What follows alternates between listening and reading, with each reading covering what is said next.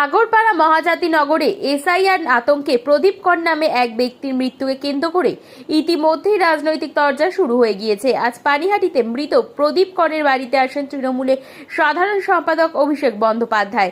তিনি এখানে এসে জ্ঞানেশ কুমার এবং অমিত শাহের বিরুদ্ধে আক্রমণ করেন এবং এসআইআর নিয়ে বাবা ঠাকুরদার বার্থ সার্টিফিকেট চাইতে এলে বিজেপি নেতাদের বেঁধে রাখার নিদান দেন তিনি। কেন্দ্র সরকার ভাবছে যখন ইচ্ছা যাকে ইচ্ছা আমি বাংলাদেশি ঘোষণা করে দেবো, যাকে ইচ্ছা আমি রোহিঙ্গা ঘোষণা করে দেবো। জ্ঞানেশ কুমারের বাবার নাম আছে ভোটার লিস্টে, ডকুমেন্ট দেখাতে পারবে? অমিত শাহর বাবার জন্মের সার্টিফিকেট দেখাতে পারবে? প্রধানমন্ত্রী থেকে শুরু করে ক্যাবিনেটে যারা মন্ত্রী রয়েছে, স্বাস্থ্যমন্ত্রী, প্রতিরক্ষা মন্ত্রী, শিক্ষামন্ত্রী, অর্থমন্ত্রী, রেলমন্ত্রী, তার বাবার ঠাকুরদার জন্মের সার্টিফিকেট দেখাতে পারবে? যারা ইলেকশন কমিশনে কাজ করেন দেখাতে পারবেন? স্থানীয় যারা বিজেপির নেতারা যদি এখানে ঢোকেন ঘিরে ধরবেন, এদেরকে বলবে বাবা ঠাকুরদার সার্টিফিকেট নিয়ে আয়, তারপর প্রচার করতে আসবে। বাবা ঠাকুরদার সার্টিফিকেট নিয়ে আয়, তারপর প্রচার করতে আসবি। বেঁধে রাখবেন,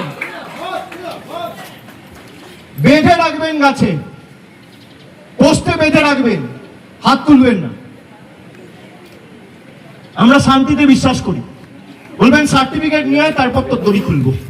যা, তোর বাবার সার্টিফিকেট, বাবার বার্থ সার্টিফিকেট, তোর দাদুর বার্থ সার্টিফিকেট, তোর ঠাকুরদার বার্থ সার্টিফিকেট, আর তোর দিদিমার বার্থ সার্টিফিকেট, তোর অমিত শাহ, মোদী সরকার যে আমাদের থেকে সার্টিফিকেট চেয়েছে, আগে তোরা সেই সার্টিফিকেট মানুষকে দেখা, তারপর কাগজ চাইবি মানুষের।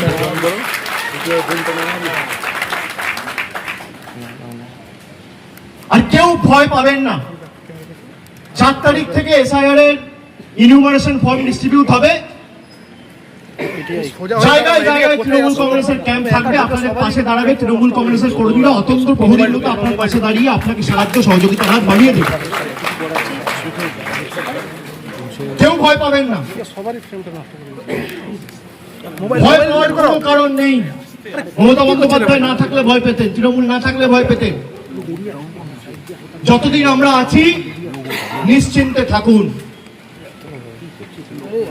রবীন্দ্রনাথ ঠাকুরের বাংলা, বিদ্যাসাগরের বাংলা, বঙ্কিমচন্দ্রের বাংলায়, স্বামী বিবেকানন্দর বাংলা, রামকৃষ্ণ পরমহংসদেবের বাংলাকে যারা ব্যঙ্গ বিদ্রুপ করেছে, বাংলাদেশি বলে যারা আখ্যায়িত করে আমাদের অপমান করেছে, আগামী দিন জবাব নেওয়ার জন্য আমাদের সকলকে এখন থেকে প্রস্তুত থাকতে হবে।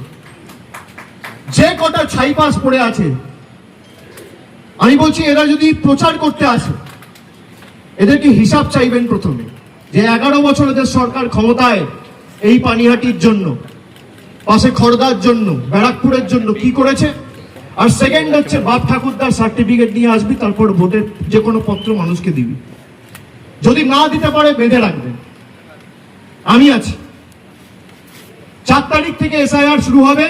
4 তারিখ থেকে 1 মাস যতদিন ফর্ম বিলি হবে আমি রাস্তায় থাকবো, আমি আপনাদের পাশে এসে দাঁড়াবো, চিন্তা করবেন না।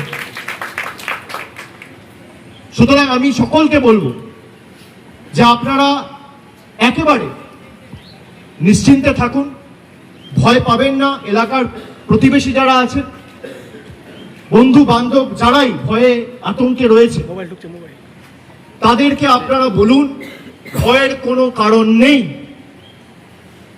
5 জনকে বাংলাদেশি হিসেবে বাংলাদেশে পাঠিয়ে দিয়েছিল। আমরা আইনি লড়াই লড়ে তাদেরকে হাইকোর্টে লড়াই করে হাইকোর্ট ঘোষণা করেছে এরা বাংলাদেশি নয়, এদেরকে ভারতে ফিরিয়ে আনতে হবে। আমরা তাদের নিয়ে আসার ব্যবস্থা করছি।